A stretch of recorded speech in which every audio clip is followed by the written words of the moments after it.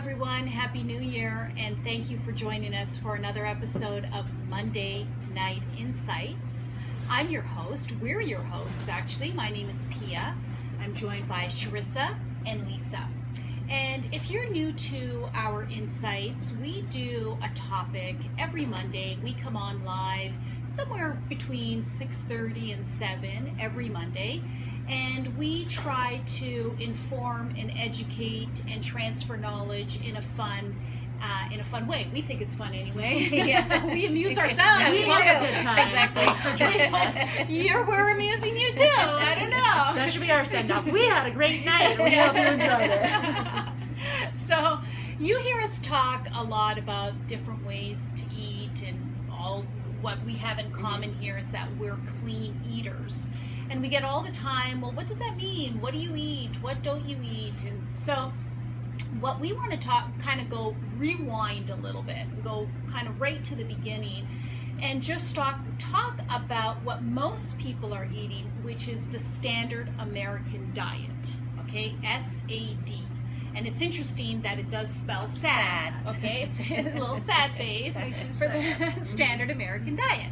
So let's start there about what is the standard American diet, who fits into that category, which I would say, in my opinion, with the percentage, I would say 96% of the people are eating the standard American diet. And probably 100% at one point.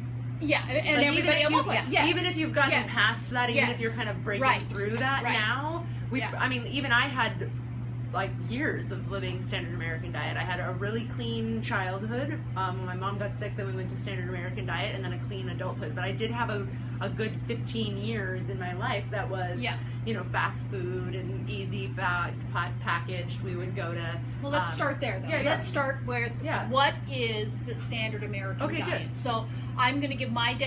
let's start with you. You give your definition. I'm going to give mine, and then you give yours. Okay, so in my opinion, the standard American diet is all the convenience foods. Okay. So really anything that you can get that's microwavable. I mean, and I'm saying everything. There are some caveats. There are some great companies that have come up now and have made microwavable food or packaged foods. That's great.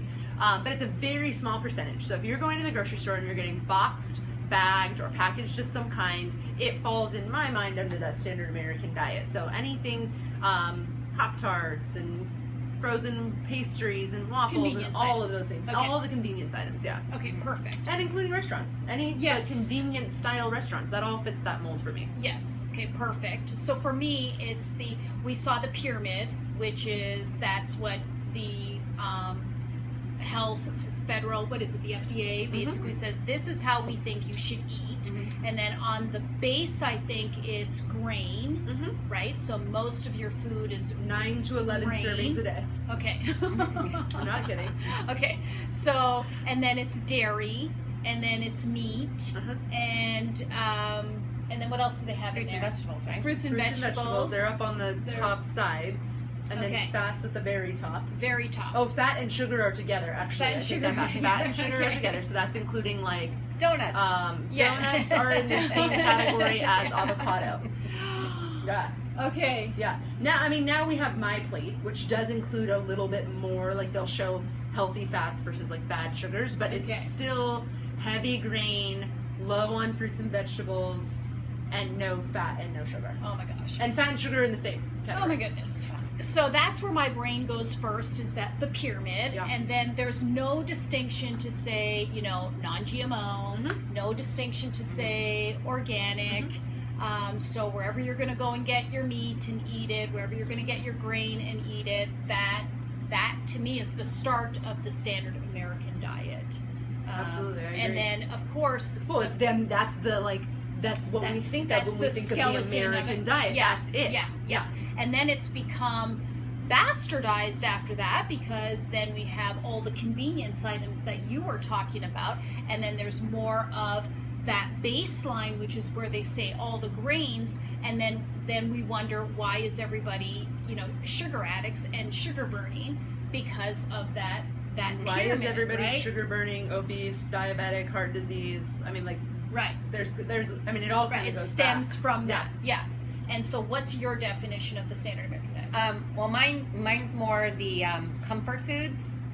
the ones that everybody eats when it's a rainy day. And what do you go for? You go for the mac and cheese. You go for the sloppy joes. You go for the stuff that you can chilies. And the chilies. More of like the bready type foods, the pizzas and the pastas and the stuff that you eat and then you want to take a nap right after. Where it makes you feel good and then you're coma. like, yes. Standard American diet equals anything that makes you have a food coma. Yeah, and then anything with the drive-through. Yeah. Because, it's like, what do you do for breakfast? Oh, we go through the drive-thru and get a McMuffin. And then, what do you do for lunch? Oh, we go get a burrito through Taco Bell. Or what do you do for dinner? Oh, well, picked up $5 pizzas. But pizzas, let's actually walk through that, right? Yeah. So now that we've got the definition of from 3 different perspectives of what the standard American diet is, let's go through kind of a day of somebody living that standard American diet, which is you wake up, most people will drink coffee and put a sweetener and a creamer inside their coffee. I'm saying most. I'm generalizing. Or like a coffee mate that or already a has coffee it all mate, kind of right? Together. Exactly. So then, right from there, that is toxic drink number 1 or toxic item number 1. Okay.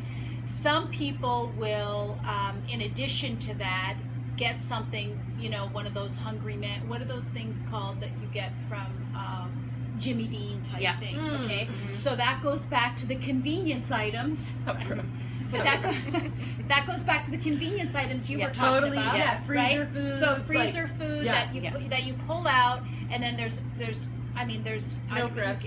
prep, right? So you just get it and then you consume it. Right. Okay, so let's say that's at 7 a.m., 6 a.m. The commute starts. You do that, right?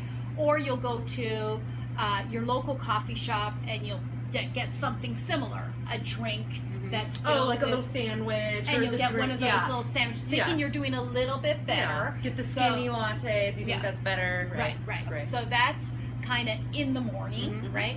So then and again, I'm generalizing, so it's not everybody. So then you land at work, and then somebody inevitably has baked cookies. There's a cookie drive. There's some donut. There's a birthday meeting, party, right?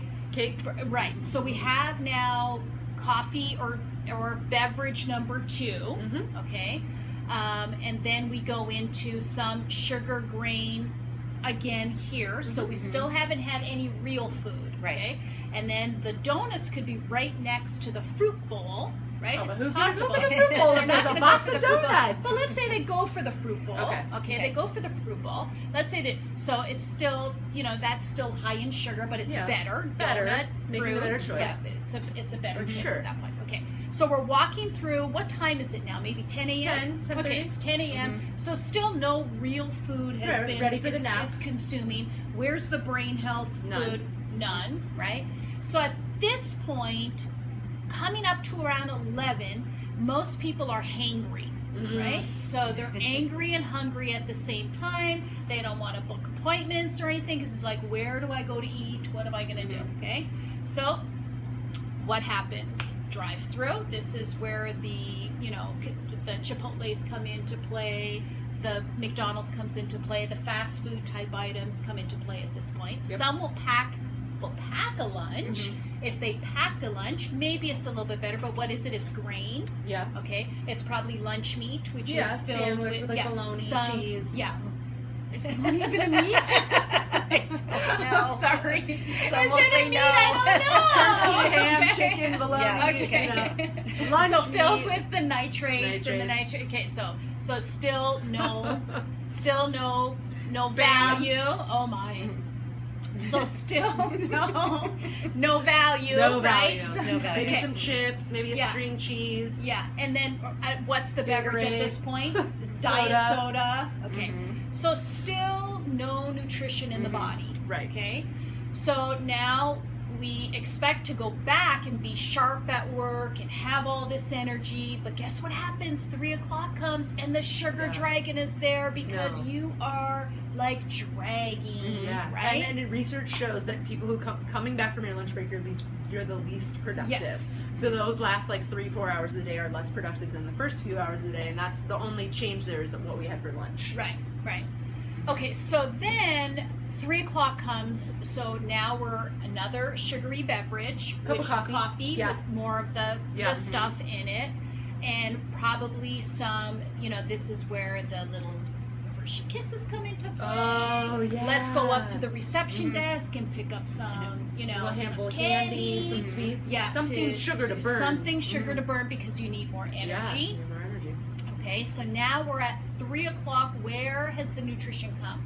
Where's the good fat? Nothing. Where's the good grain? Where, if there was grain, where did all of this occur?